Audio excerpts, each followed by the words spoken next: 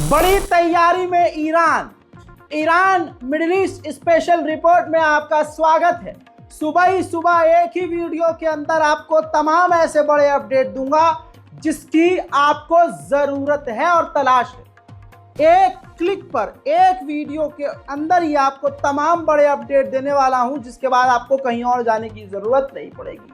हजरात, बता दूं कि ईरान बड़ी तैयारी में है। आपको लग रहा होगा ईरान शांत बैठा है, तो बड़ी तबाही से पहले जो शांति होती है ये वही शांति है।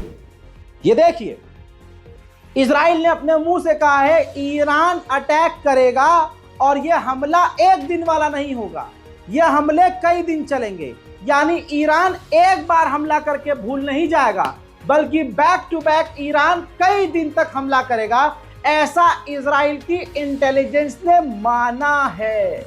तो आप समझ सकते हैं कि जब दुश्मन कह रहा है कि बड़ा खतरा है, तो आप क्या ही कह सकते हैं। दुश्मन से आगे आप तो नहीं चल पा रहे हैं। उधर F-22 अमेरिका ने अपनी तमाम बड़ी ताकत मिडिल ईस्ट में और पर्शियन इलाके में तैनात कर दी है, और तमाम F-16, F-22 और तमाम जो खतरनाक उसके पास एडवांस फाइटर जेट हैं, वो तमाम के तमाम अभी कुछ घंटे पहले F-22 भी मिडिल ईस्ट में तैनात कर दिया है। लाल सागर के आसपास भी अमेरिका का जासूसी विमान, यानी पूरे मिडिल ईस्ट में अमेरिका ने अपनी सेना उतार दी है, वायुसेना, थल सेना, नौसेना। समझ सकते हैं आप कि एक ईरान से इजराइल को बचाने के लिए सुपर पावर ने अपनी पूरी सुपर पावर लगा दी। वही मेरे दोस्तों, ये तस्वीर देखिए, इजराइल पहुंचा था सेंटोम का कमांड चीफ ऑफिसर। पूरे मिडिल ईस्ट के लिए जो एक फौजी टुकड़ी बनाई है स्पेशल, जो फौज मिडिल ईस्ट के लिए है, उसके चीफ ऑफ स्टाफ आर्मी के कमांडर जो हैं मिडिल ईस्ट के सेंटोम के, वो इजराइल पहुंचे थे।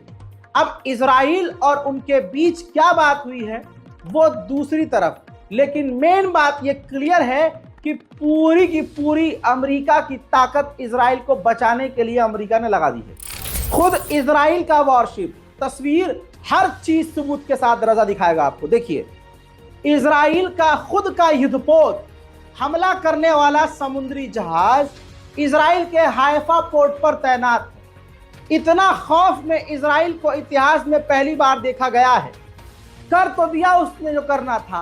दुनिया भले ही इजराइल के लिए तालियां बजा रही हो, लेकिन ये तालियां बजाने वाले ये वाले हैं, समझिए, क्योंकि इजराइल की इतनी औकात नहीं कि अपने दम पर अपने आप को ईरान से बचा सके। वहीं नेतन्याहू ने गीदड़ भभकी दी है, कहा है कि अगर ईरान ने एक स्ट्राइक किया तो हम एक के बदले 2 स्ट्राइक करेंगे।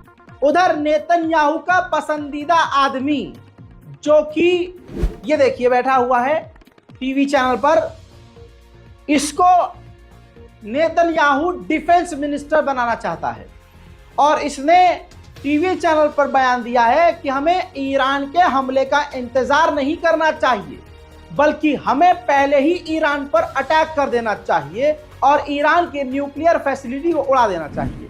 उधर इजराइल के करंट डिफेंस मिनिस्टर ने कहा है कि हम हमला करने के लिए और हमला सहने के लिए भी तैयार हैं। जो हम पर हमला करेगा उसको मुंहतोड़ जवाब दिया जाएगा। टैंक के आगे खड़े होकर गीदड़ भभकी देता हुआ इजराइल का डिफेंस मिनिस्टर। בחנתי היום את היערכות הכוחות של צה"ל, גם בהגנה, גם בהתקפה. אנחנו ערוכים חזק מאוד בהגנה, ביבשה ובאוויר, ואנחנו מוכנים לעבור במהירות להתקפה או לתגובה. אנחנו נגבה מחיר, כפי שאנחנו עושים בימים האחרונים מהאויב. אם הוא יעיז לתקוף אותנו, הוא ישלם מחיר כבד. इजराइल हकीकत में कुछ भी नहीं है। इजराइल को ताकत देने वाला खुद अमेरिका है और बचाने वाला भी। आपको बताना चाहूंगा कि सिर्फ मिडिल ईस्ट में नहीं, मिडिल ईस्ट में तो सीरिया भी आता है, वो बात अलग है, लेकिन मिडिल ईस्ट में भी अमेरिका ने पिछले 12 घंटे के अंदर अपनी सैन्य तैनाती बढ़ा दी है, नई फौज भेजी है। उधर ईरानी मिनिस्टर्स ने माना है, ऑफिसर्स ने माना है कि इजराइल का खतरनाक नेटवर्क ईरान के अंदर एक्टिव है, जिसकी वजह से इजराइल अपने मकसद में ईरान में कामयाब होता है। वहीं जॉर्डन के विदेश मंत्री की ताजा तस्वीर आपको दिखा रहा हूं। जॉर्डन के विदेश मंत्री आनन फानन अचानक से ईरान पहुंच गए। खबर ये क्लियर है और साबित हो रही है, क्योंकि कल मैं आपको बता चुका हूं कि जॉर्डन ने ईरान को धमकी दी थी कि अगर इजराइल के ऊपर हमला हुआ या हमारे एयर स्पेस का इस्तेमाल किया गया तो हम जवाबी कार्रवाई करेंगे, हम मिसाइलों को मार कर गिराएंगे। अब खबर यह है कि जॉर्डन के विदेश मंत्री ईरान को मनाने के लिए गए हैं कि वो हमला ना करे। दूसरी तरफ जॉर्डन के किंग की धमकी सुन लीजिए। जॉर्डन के बादशाह ने कहा है, ये जिसकी बीवी यहूदी है, इसने कहा है कि अगर हमारे रास्तों को, हवाई रास्तों को क्रॉस किया गया तो वो ऐसा होगा जैसे हमारी सिक्योरिटी तोड़ी गई है, हमारा कानून तोड़ा गया है और भाईचारा खत्म किया गया है। यानी ईरान को खुली धमकी अब जॉर्डन दे रहा है। बात ऐसी है कि इस्माइल हानिया के मारे जाने पर जॉर्डन ने निंदा नहीं करी थी, विरोध नहीं किया था, लेकिन जब जॉर्डन का विदेश मंत्री ईरान पहुंचा तो ईरान के पत्रकार ने गलेटवा पकड़ लिया और पूछ लिया कि यह बताइए कि इस्माइल हानिया को गैरकानूनी तरीके से मारा गया तो आपने निंदा क्यों नहीं की। तो जॉर्डन के विदेश मंत्री ने तुरंत निंदा की, कहा कि सरासर ये गलत है, ऐसा नहीं होना चाहिए था और हम ये चाहते हैं कि गाजा की जंग जल्द से जल्द खत्म हो। सुनिए। محور مقاومت تاکید کرده که پاسخ به ترور شهید هنیه قطعی است. موضع دولت اردن در این باره چیست؟ بالنسبة لاغتيال رئيس المكتب السياسي درباره ترور اسماعیل هنیه رئیس دفتر سیاسی حماس، اردن این ترور را محکوم کرد و این ترور را جنایتی زشت و اقدامی تنش‌زا خواند که نقض قوانین بین المللی و نقض حقوق بشر و همچنین نقض حاکمیت کشورهاست. ما این اقدام را کاملا محکوم می‌کنیم و خواستار تحرک مؤثر برای توقف جنگ علیه غزه هستیم. उधर नेतन्याहू अपने कैबिनेट के साथ, तस्वीर एक्सक्लूसिव दिखा रहा हूं, मीटिंग कर रहा है और ये मीटिंग हर 2-3 घंटे में बार बार हो ही रही है। जिसका मुद्दा और जिसकी बात ये है, जिस मीटिंग में बात ये हो रही है नेतन्याहू की तरफ से कि कोई भी अगर हम पर हमला करेगा तो हम उस पर डबल ताकत से हमला करेंगे। उधर बाइडेन ने बयान दिया है ईरान के लिए कि मुझे उम्मीद है कि ईरान मिडिल ईस्ट में टेंशन कम करेगा, हालात को कंट्रोल करेगा, लेकिन ये मुझे हकीकत में नहीं पता कि आगे क्या होने वाला है और ईरान क्या करेगा। हजरात, ईरान पूरी तरह से चुपके से, बड़ी शांति से, बड़ी तैयारी में लगा हुआ है। सबूत दिखाऊं आपको? तस्वीर देखिए। इलेक्ट्रॉनिक वॉरफेयर जैमर, हथियारों को, दुश्मन के हथियारों को जाम करने वाले रूसी हथियारों को ईरान ने तैनात कर दिया है। सुभान अल्लाह। दोस्त हजरात, एक अंदर की खबर बताता हूं। ओमान के जरिए अमेरिका की एक टीम चुपके से, ओमान ने बातचीत करवाई, अमेरिका की एक टीम तैयार हुई और वो तेहरान पहुंची। अंदर की खबर बता रहा हूं, कोई नहीं बताएगा। और ईरान से बातचीत करी कि ईरान ठंडा हो जाए और ईरान इजराइल पर हमला ना करे। इतना ही नहीं, उस अमेरिकी डेलीगेशन ने ईरान के ही 10 ऐसे लोगों का नाम ईरान को सौंप दिया जो ईरानी मूसाद के एजेंट हैं। और अमेरिका ने 10 लोगों का नाम इसलिए दिया, अपने एजेंट, इजरायली एजेंट से गद्दारी इसलिए करी ताकि ईरान 10 मूसाद के एजेंट को गिरफ्तार करके शांत हो जाए। लेकिन ईरान शांत फिलहाल तक नहीं हुआ है। आइए दोस्तों, मैं कई खबर ऐसी आपको अब तक बता चुका हूं जिससे यह क्लियर हो गया होगा आपको कि ईरान हमला 100% करेगा और ईरान पूरे एक्शन में है।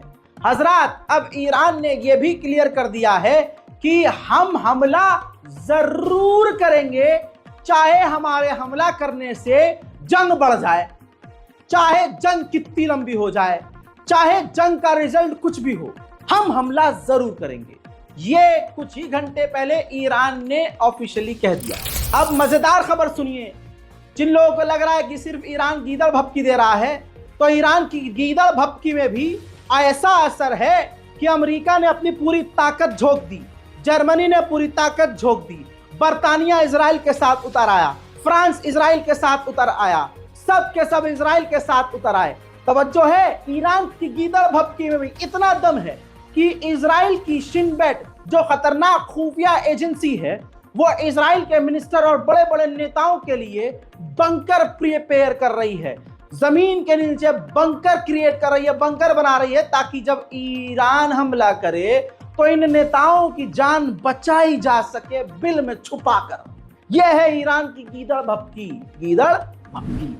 हाँ, और आप सुनिए, ईरान की सो कॉल्ड गीदड़ भपकी का असर यह है कि ईरान ने अभी हमला नहीं किया, सिर्फ हालात बने हैं। और यह सबूत देख लीजिए, तेल अवीव इजराइल की राजधानी के स्टॉक मार्केट धड़ाम से जमीन पर आ गिरे हैं। मेरे दोस्त, मुझे नहीं पता कि आप लोग ईरान से नफरत क्यों करते हैं, लेकिन अपने दिल से कभी सुकून से सोचिएगा, ये दिमाग से निकाल कर कि वो शिया है या सुन्नी है या देवबंदी है, बरेलवी है। बस ये देखिएगा कि दुनिया के तमाम बड़ी बड़ी ताकतों के खिलाफ वो कमजोर होकर भी खड़ा है। ये जरूर सोचिएगा, ईरान वाहिद पूरी दुनिया में ऐसा मुल्क है जो फिलिस्तीन के लिए खुलकर बोलता है और खुलकर मैदान अमल में उतरता है। ऐसा ईरान में क्या है कि आप और हम यहां बैठकर शिया सुन्नी कर रहे हैं, लेकिन फिलिस्तीन के अहले सुन्नत जितने भी संगठन हैं सब के सब ईरान को सलाम ठोकते हैं।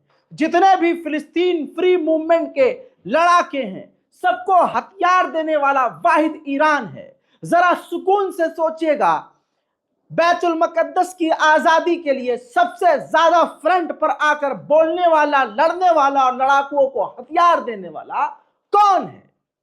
फिर शायद आप ईरान की इज्जत करें। मिंबर पे बैठे हुए कुछ मुल्लों की बकैतियों से आपकी आज की जिंदगी भी खराब हो रही है। यकीन कीजिए, वो अपनी 2 वक्त की रोटी चलाने के लिए आप और हमारे बीच, यानी 2 लोगों के बीच नफरत फैला रहे हैं।